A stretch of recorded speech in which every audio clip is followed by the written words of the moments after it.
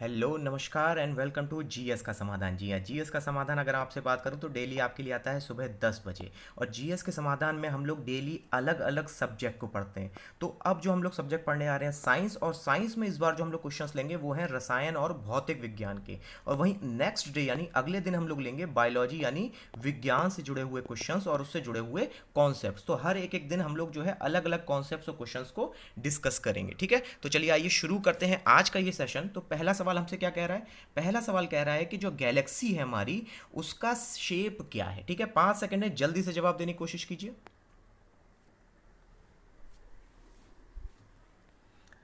तो देखिए इसका राइट आंसर क्या हो जाएगा? स्पाइरल यानी सर्पिल आकार में होता है। कैसा है ये सर्पिल आकार? तो देखिए कुछ इस तरीके से होता है ये आपका सर्पिल आकार। तो देखिए यहां पर ये बीच का जो सेंटर है ना, इसको कहा जाता है कोर। क्या कहते हैं? कोर। तो ये है क्या हमारी? यही है हमारी गैलेक्सी यानी कि मिल्की वे। ठीक है, तो इस मिल्की वे में जो सेंटर है वो क्या कहते हैं? उसको कोर कहा जाता है। और वहीं जो साइड में है, जो ये आपके अलग अलग जो इसके भाग हैं, ये गैसेस हैं आपकी। क्या होती हैं आपकी?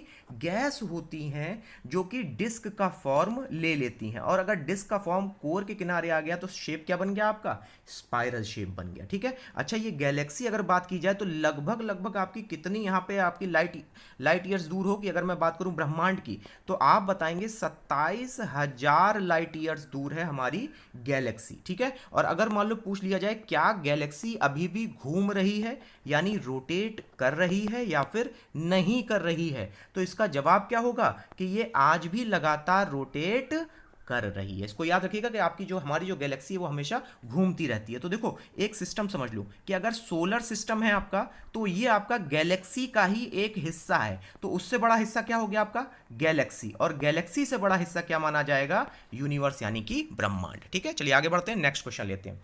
कॉम्बिनेशन ऑफ कलर आपसे पूछा गया है जो आप दिन और रात दोनों में पहन सकते हो। ठीक है, लेकिन इससे पहले जरा थोड़ा सा एक एक चीज ध्यान दे लो कि यहां पे देखो दो अलग अलग टाइप के यहां पे आपके प्राइमरी कलर्स होते हैं। ठीक है, और इन्हीं प्राइमरी कलर्स के आधार पे आप कोई भी कलर को चूज करते हो। तो हमेशा याद रखो कि जब भी आप कोई भी मॉनिटर या फिर आप लाइट जो आप टॉर्च में यूज करते हो उसमें जो प्राइमरी कलर है वो ये तीन होते हैं।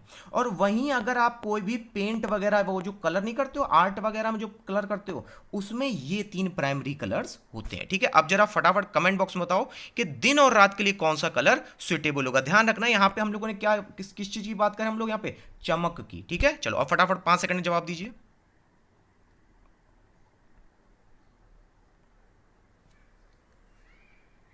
देखिए तो इसका राइट आंसर अब क्या हो जाएगा? Red and green. क्योंकि हमने किसकी बात की थी? रात और दिन। और यहां पे क्या जरूरी है आपका? यहां पे लाइट का होना जरूरी है। और लाइट में तीन प्राइमरी कलर कौन से थे आपके?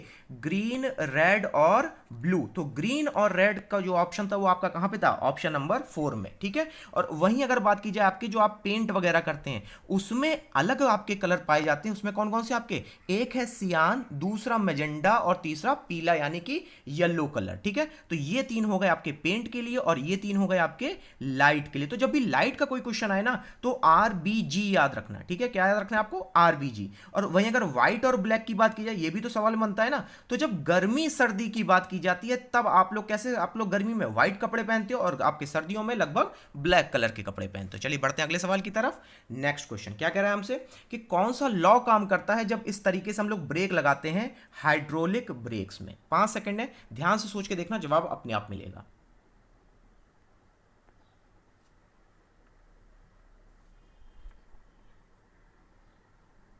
तो देखिए इसका जो राइट आंसर होगा वो होगा पास्कल का नियम लगता है। क्या कहता है पास्कल का नियम? कि अगर आप यहां पे प्रेशर लगाओगे तो यही प्रेशर इसके अंदर भरे लिक्विड पे भी क्या करेगा? प्रेशर बढ़ाएगा। ठीक है, तो यानी कि अगर आप कहीं पर भी प्रेशर को बढ़ाओगे तो वो चीज क्या होगी? वस्तु क्या हो जाएगी आपकी? आगे बढ़ जाएगी। यही क्या है आपका? हाइड्रोलिक ब्रेक्स का प्रिंसिपल होता है। और ये किस पे बेस्ड है? आपके पास्कल के लॉ पे, कि अगर कहीं एक जगह प्रेशर लगाओगे तो दूसरी जगह पे भी प्रेशर अपने आप लग जाएगा। तो जैसे ही आपने ब्रेक पे प्रेशर लगाया तो ब्रेक क्या हुए? आगे बढ़ गए। और ये जो डिस्क है इस पे क्या लग गए? आपके हाइड्रोलिक ब्रेक्स लग गए। उम्मीद करता हूं समझ में आ गया होगा। और वहीं अगर मैं बर्नौली लॉ की बात करूं तो ये स्पीड से संबंधित है। किससे संबंधित है? आपका लिक्विड की स्पीड से संबंधित है। ये कहता है कि अगर आप स्पीड को घटाओगे या बढ़ाओगे तब उसका प्रेशर घटेगा अथवा बढ़ेगा। तो स्पीड से कौन सा संबंधित हो गया आपका? Bernoulli law. और वहीं अगर बात कीजिए आपसे पॉइजन लॉ के प्रिंसिपल के बारे में, तो ये सिंपली एक ही चीज कहता है कि अगर किसी भी आपको द्रव को बहाना है तो ये देखो भाई उस ट्यूब का यहां पे क्या है, साइज क्या है, उस लिक्विड की डेंसिटी क्या है, मतलब हर एक चीज को जांचने के लिए क्या है आपका पॉइजन प्रिंसिपल है। जब आप क्या देखते हो, लिक्विड के बहने को देखते हो, और वहीं बर्नौली में केवल क्या देखते हो, उसकी स्पीड को देखते हो। उम्मीद करता हूं अब याद रहेगा। चलिए बढ़ते हैं अगले सवाल की तरफ। नेक्स्ट क्वेश्चन क्या कह रहा है हमसे, उस इंस्ट्रूमेंट का नाम बता दो जो ह्यूमिडिटी को मेजर करता है। अच्छा देखो, ह्यूमिडिटी की अगर मैं आपसे बात करूं तो ह्यूमिडिटी का मतलब होता है वाटर यानी पानी, लेकिन पानी किस में, एयर में जो पानी उपस्थित होता है उसको हम लोग क्या कहते हैं, ह्यूमिडिटी। तो उसके लिए कौन सा इंस्ट्रूमेंट प्रयोग किया जाता है? 5 सेकंड है, जल्दी से जवाब बताइए।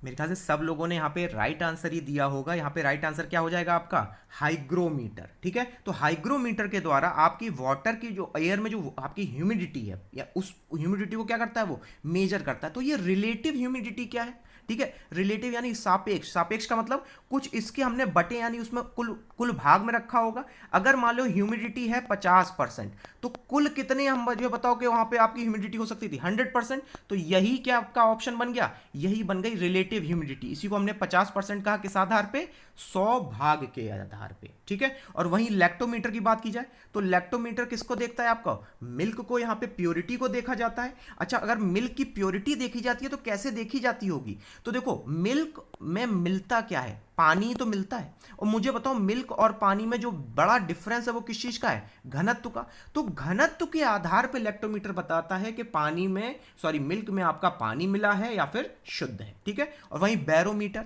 तो बैरोमीटर का प्रयोग कब किया जाता है, ये तो आपको भी पता है, प्रेशर के दौरान। तो जब भी कोई तूफान आएगा तो मुझे बताओ किसका प्रयोग किया जाएगा, बैरोमीटर का प्रयोग किया जाएगा। चलिए बढ़ते हैं अगले सवाल की तरफ। नेक्स्ट क्वेश्चन, कूलिस ट्यूब क्या प्रोड्यूस करती है? 5 सेकंड है, जल्दी से जवाब देने की कोशिश कीजिए।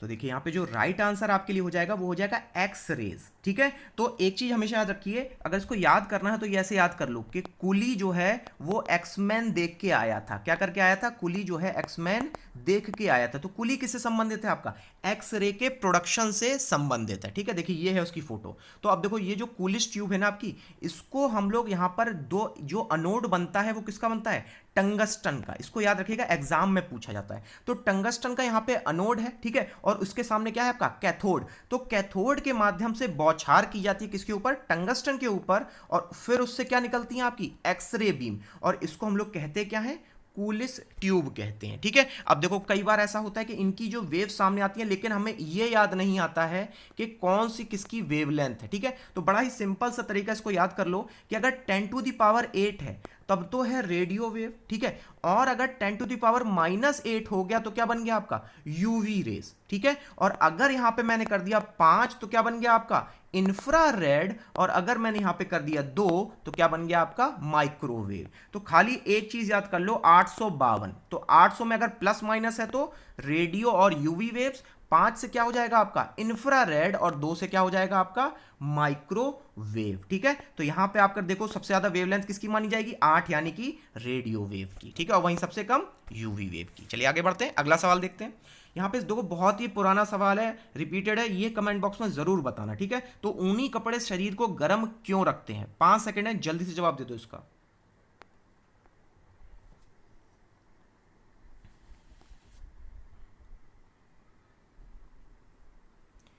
देखिए इसके अगर मैं आपसे राइट ऑप्शन की बात करूं, देखो सबसे पहला ऑप्शन यहां पे क्या कर रहा है, इसको पढ़ो, increases the temperature of body. तो वुलन कपड़े इसलिए पहने तो जाते हैं लेकिन इसका कारण ये नहीं होता है। तो यहां पे क्या पूछा गया आपसे, कारण पूछा गया, तो यहां पे ये ऑप्शन क्या हो गया आपका, गलत हो गया, क्योंकि तो कथन ही हो गया अपने आप में। नेक्स्ट क्या है कि वुल एब्जॉर्ब करता है हीट को आउटर ऑब्जेक्ट से। ठीक है, तो अगर ये बाहर से ऑब्जेक्ट को अगर आपका हीट कर रहा होता तो हम लोग वुलन के अलावा कोई और भी तो कपड़ा पहन सकते थे जो सोख सकता। ठीक है, तो यहां पे ये भी ऑप्शन क्या हो गया, गलत हो गया। अगर वुल रिजेक्ट करता हीट तो वो क्या हो जाता आपका, ठंडा हो जाता, तो यानी ये भी ऑप्शन क्या हो गया, गलत। तो देखो यहाँ पे जो राइट ऑप्शन है वो क्या है, बैड कंडक्टर है आपका क्या, यहाँ पे वुलन जो गर्म कपड़े होते हैं। तो हमेशा एक चीज याद रखो कि जब भी गुड कंडक्टर की बात आए, तो कई बार ऐसा होता है एग्जाम आता है लेकिन याद नहीं रहता है, ठीक है। तो जब भी गुड कंडक्टर की बात आए तो हमेशा मेटल याद कर लो, कोई भी मेटल में भी खास तौर पे कौन सा, जो महंगे मेटल है, जैसे सिल्वर हो गया आपका, ठीक है, या फिर आपका जो कॉपर हो गया, ठीक है। तो ये आपका सिल्वर, कॉपर,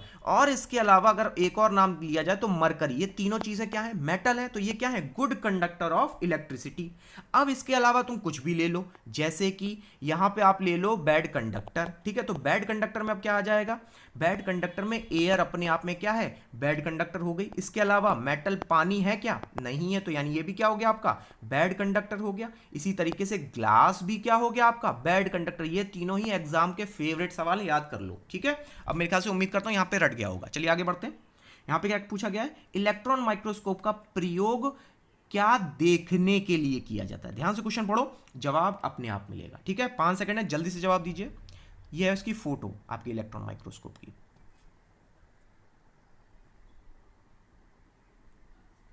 देखिए यहां पे जो राइट आंसर होगा, राइट आंसर होगा बैक्टीरिया और वायरस जैसे छोटे कणों को देखने के लिए, ठीक है। अब मुझे बताओ, ये जो इलेक्ट्रॉन होता है आपका, तो इसमें प्रयोग किस चीज का किया जाता है, इलेक्ट्रॉन की बीम का, ठीक है। तो ये बीम आपकी किस पे, यहां पे किस पे डाली जाती है, इलेक्ट्रॉन के डिटेक्टर पे डाल दी जाती है, जिससे हम लोग देख पाते हैं, ठीक है। अब मुझे बताओ, इलेक्ट्रॉन क्या है आपका, छोटा साइज है, तो छोटे साइज को देखने के लिए आपको किसका प्रयोग किया जा रहा होगा, इलेक्ट्रॉन माइक्रोस्कोप। तो आंसर क्या हो जाएगा, बैक्टीरिया और वायरस। वहीं अगर बात करें इनसाइड ऑफ ह्यूमन स्टमक, तो इसके लिए आप कोई भी यहां पे ट्यूब का इस्तेमाल कर सकते हैं, ठीक है, जिनके माध्यम से आप पेट के अंदर झांक सकते हैं। और वहीं अगर बात की जाए इनसाइड द ह्यूमन आई, तो सेम वही आंसर होगा कि किसी भी ट्यूब वगैरह से हम देख सकते हैं, छोटे से कैमरे से भी देख सकते हैं, ठीक है। और लास्ट में क्या है आपका, इलेक्ट्रॉन और एलिमेंट्री पार्टिकल को देखने के लिए, ठीक है। तो यह याद रखो, इलेक्ट्रॉन कभी भी इलेक्ट्रॉन को नहीं देख सकता, ठीक है, केवल उसको क्या कर सकता है आपका, डिटेक्ट कर सकता है। तो यहां पे राइट आंसर क्या हो जाएगा, ऑप्शन नंबर 2, ठीक है। चलिए बढ़ते हैं अगले सवाल की तरफ। नेक्स्ट क्वेश्चन क्या कह रहा है हमसे, कि यहां पे कौन सी गैस है जो आपकी यहां पे अंडर प्रेशर सॉफ्ट ड्रिंक में प्रयोग की जाती है। 5 सेकंड है, बहुत इजी सवाल है, जल्दी से बता दो।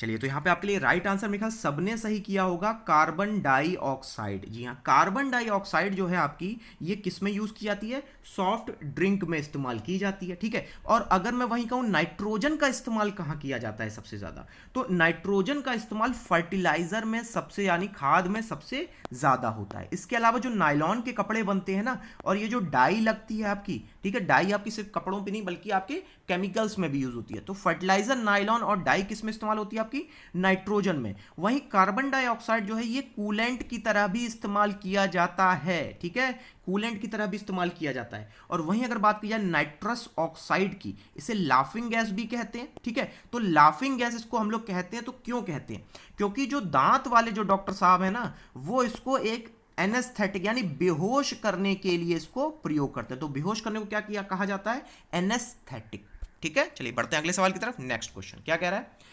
फंडामेंटल साइंटिफिक प्रिंसिपल पूछा गया, इस बैटरी का कैसे प्रयोग किया जाता है। यहां पर देखो 4 ऑप्शन है, लेकिन ध्यान से देखना कि मेन सही आंसर क्या होगा। 5 सेकंड है, जल्दी से जवाब बताइए।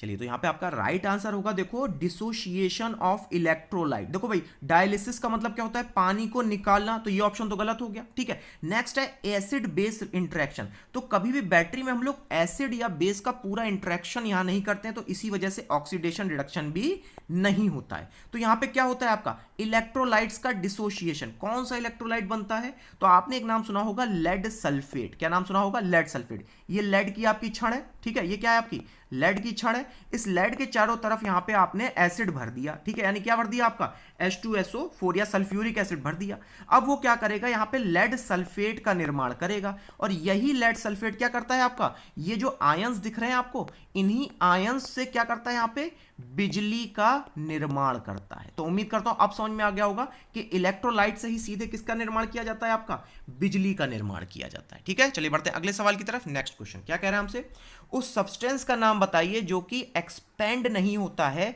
जब हम उसे आपका ठोस से लिक्विड या लिक्विड से ठोस में बदलते हैं। ठीक है, उम्मीद करता हूं क्वेश्चन समझ में आ गया होगा। 5 सेकंड में जल्दी से इसका आंसर देने की कोशिश करो।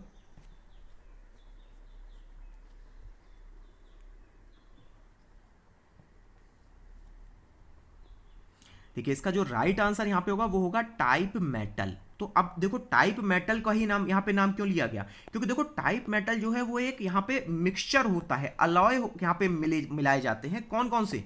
लेड के और एंटीमनी के। किसके? लेड और एंटीमनी के।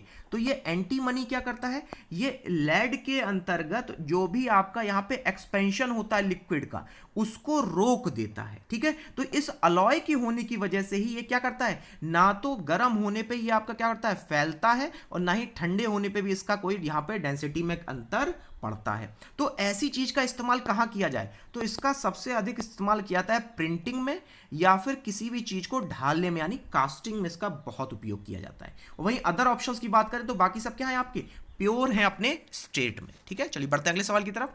बेस्ट कंडक्टर ऑफ हीट क्या है? अब मेरे ख्याल से अब आप जवाब दे पाएंगे, 5 सेकंड है, जल्दी से जवाब देने की कोशिश कीजिए।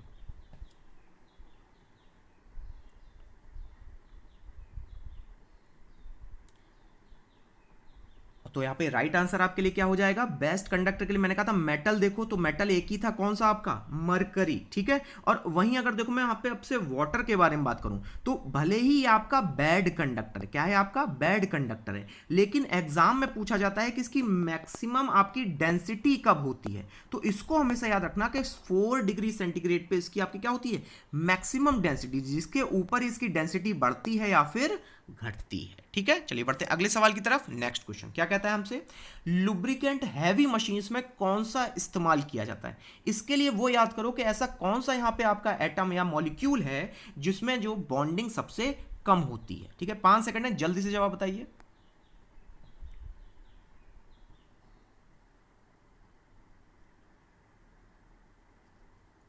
देखिए इसका जो राइट आंसर होगा मेरे ख्याल से आप लोगों को थोड़ा हिंट मिल रहा होगा, यहाँ पे राइट आंसर है ग्रेफाइट। तो ग्रेफाइट का इस्तेमाल होता है लुब्रिकेंट्स के रूप में। क्यों आखिरकार? क्योंकि ये शीट्स के रूप में पाया जाता है। इसमें जो आपस में जो बॉन्डिंग है ना वो क्या होती है, थोड़ी सी कमजोर होती है, तो एक दूसरे के ऊपर ये आपकी शीट्स क्या होती हैं, स्लिप हो सकती हैं। अब मुझे बताओ, जो अगर स्लिप हो रही हैं तो इसमें मूवमेंट होगा, अगर मूवमेंट होगा तो अच्छे किसके लिए माना जाएगा, ये लुब्रिकेंट्स के लिए ऑफकोर्स माना जाएगा। ठीक है, उम्मीद करता हूं ये क्लियर हो गया होगा।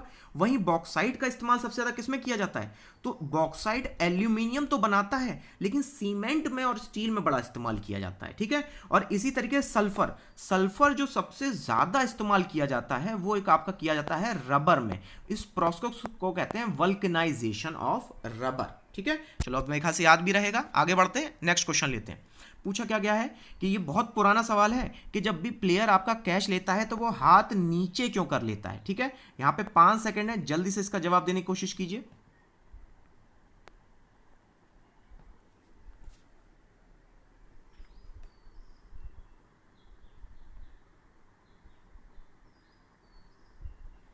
देखिए इसका जो राइट आंसर होगा वो आप सबको भी पता होगा, मोमेंटम। मोमेंटम यानी कि संवेग। कैसे, आखिरकार सवाल ये उठता है। तो देखो मोमेंटम बराबर क्या होता है आपका, मास इनटू वेलोसिटी। अब मुझे बताओ वेलोसिटी बराबर क्या होता है, वेलोसिटी बराबर होता है दूरी बटे समय। ठीक है, अच्छा अब मुझे ये बता दो कि जैसे ये गेंद को अगर ऊपर यहां पे ना पकड़ के बल्कि यहां पकड़ रहा है तो क्या बढ़ रहा है, टाइम बढ़ रहा है ना। तो अगर टाइम बढ़ेगा तो स्पीड क्या हो जाएगी, कम हो जाएगी, और अगर स्पीड कम हो जाएगी तो मुझे बताओ मोमेंटम क्या हो जाएगा, कम हो जाएगा। तो वो बॉल को नीचे की तरफ क्यों आपका पकड़ रहा है, ताकि मोमेंटम को कम कर पाए। ठीक है, उम्मीद करता हूं ये समझ में आ गया होगा। चलिए बढ़ते हैं अगले सवाल की तरफ। नेक्स्ट क्वेश्चन क्या कह रहा है, मिल्क कोलाइडल सिस्टम किस आधार पे कहा जाता है? ध्यान से सोचना इस तरीके से कि जब भी हम लोग मक्खन निकालते हैं ना तो वो मक्खन क्या है, वो मक्खन में दूध है या दूध में मक्खन होता है। ठीक है, 5 सेकंड है, जल्दी से जवाब बता दो इसका।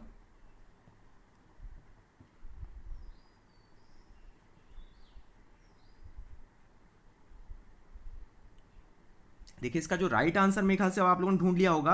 यहां पे राइट आंसर होगा 2, यानी fat is dispersed in water. ठीक है, वाटर का मतलब यहां पे क्या है आपका मिल्क।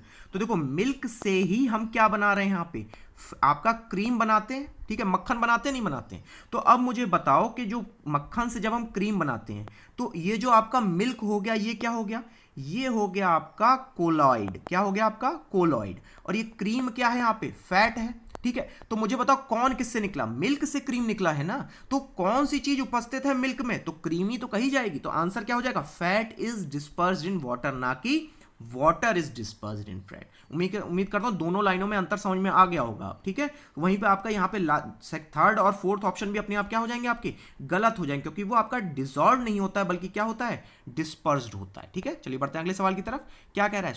सोप को कास्टिक सोडा के साथ किसके साथ मिलाया जाए जो सोप का निर्माण हो? सोप के निर्माण को क्या कहते हैं हम लोग? सेपोनिफिकेशन। 5 सेकंड है, जल्दी से बताइएगा।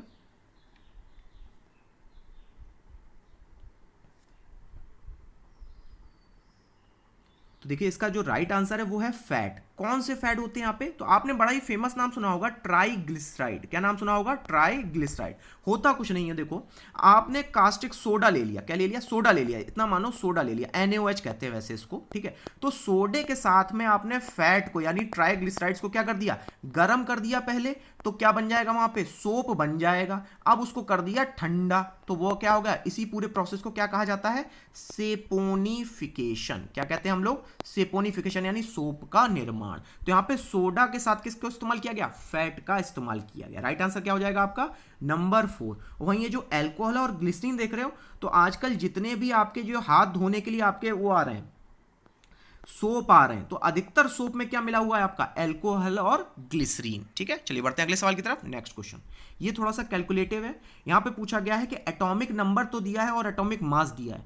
पूछा गया है कि प्रोटॉन की संख्या क्या होगी। 5 सेकंड है, फॉर्मूला केवल लगाना है, जल्दी से बता दो।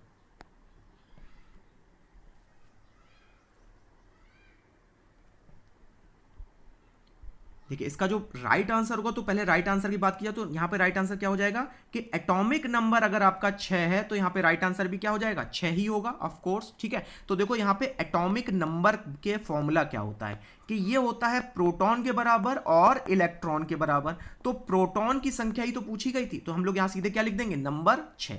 लेकिन अगर मान लो मास यानी द्रव्यमान पूछ ले, तब प्रोटॉन के साथ जोड़ना पड़ता है हमें न्यूट्रॉन को। किसको जोड़ना पड़ता है? न्यूट्रॉन को। तो यहां पे मास का फॉर्मूला क्या हो गया? Proton plus neutron. कई बार हम लोग एग्जाम में इसको भूल भी जाते हैं। ठीक है, तो उसको याद रखिएगा। आगे बढ़ते हैं, अगला सवाल 17वां क्या कह रहा है हमसे कि रेफ्रिजरेटर में कूलिंग किसके आधार पे की जाती है? ठीक है, देखो यहां पे चारों ऑप्शंस में से सही को सोचना कि किसकी वजह से हो रही, किसके निर्माण की वजह से हो रही है। 5 सेकंड है, जल्दी से जवाब बताइए।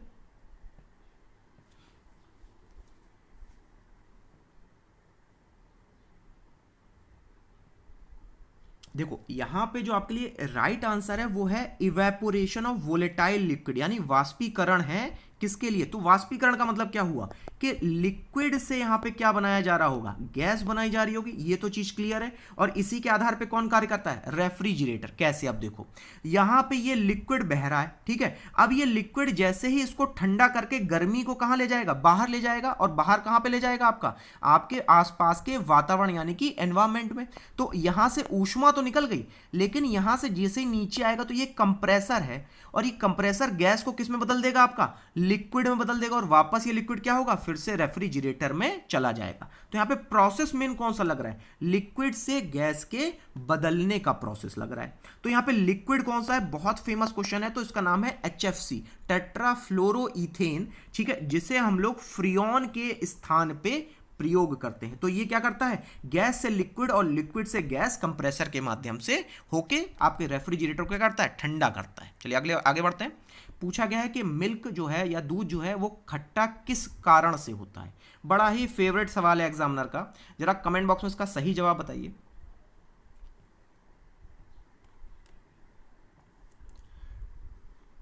देखिए इसका जो राइट आंसर यहाँ पे हो जाएगा वो हो जाएगा लैक्टिक एसिड। ठीक है, तो उम्मीद करता हूँ देखो कमेंट बॉक्स में जवाब जरूर दीजिए। ठीक है, तो देखो यहाँ पे राइट आंसर क्या हो जाएगा? Lactic acid. हुआ कैसे आखिरकार?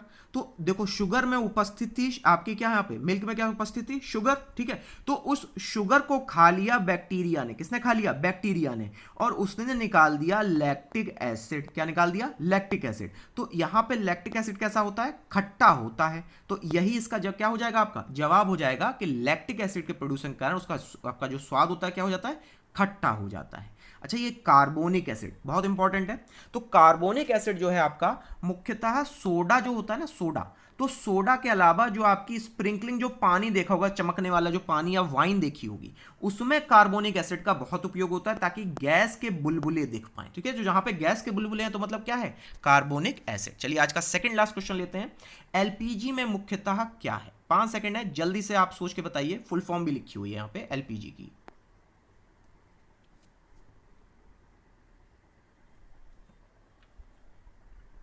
देखिए यहाँ पे जो आपके लिए राइट आंसर होगा वो होगा ब्यूटेन। तो देखो एक चीज हमेशा याद रखो कि एलपीजी भारी है। क्या है आपकी? एलपीजी भारी है। अब मुझे बताओ अगर चारों ऑप्शंस में देखूं तो सबसे भारी क्या है? ब्यूटेन।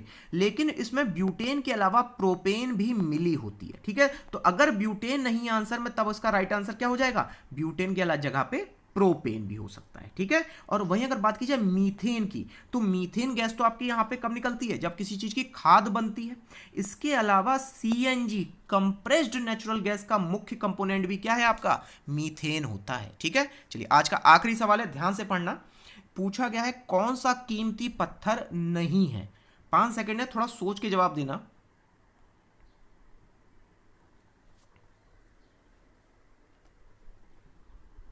चलिए तो देखो इसका जो राइट आंसर आपके लिए होगा, तो कमेंट बॉक्स में उम्मीद करता हूं पहली बार तो आप लोगों ने जवाब दिया होगा। तो इसका जो राइट आंसर होगा वो होगा पर्ल यानी मोती। तो देखो चाहे आपके लिए ये है सफायर, ठीक है, यानी नीलम, ये है आपका रूबी, और ये है आपका पन्ना यानी एमरल्ड। तो ये तीनों ही आपके नेचुरल स्टेट में पाए जाते हैं, इसीलिए इनको हम क्या कहते हैं? जेम यानी स्टोन कहते हैं। लेकिन पर्ल क्या है आपका? ये आपका आर्टिफिशियली भी किससे बनाया जा सकता है? कैल्शियम कार्बोनेट से तो बनता ही बनता है, आर्टिफिशियली भी बना दिया जाता है। तो इसीलिए पर्ल को हम कभी भी सेमी प्रेशियस स्टोन में नहीं रखते हैं। अच्छा एक चीज और याद रख लो कि एक होता है आपका यहाँ पे कोरंडम, कोरंडम नाम का यहाँ पे आपका मिनरल होता है। पूछा जाता है किस में ज्यादा पाया जाता है, तो नीलम और रूबी में ये कोरंडम नाम का आपका जो मेटल है सबसे ज्यादा पाया जाता है, और वहीं एमराल्ड में बेरिल पाया जाता है। तो चलिए उम्मीद करता हूं आज हम लोगों ने कई सारे फैक्ट्स के बारे में जाना होगा। ठीक है, तो कई सारे हमारे कॉन्सेप्ट्स भी क्या हुए, क्लियर हुए होंगे। तो इसी के साथ हम लोग ये जो जीएस का समाधान इसको कंटिन्यू रखेंगे। तब तक के लिए लाइक करें, शेयर करें, सब्सक्राइब करें। Thank you very much.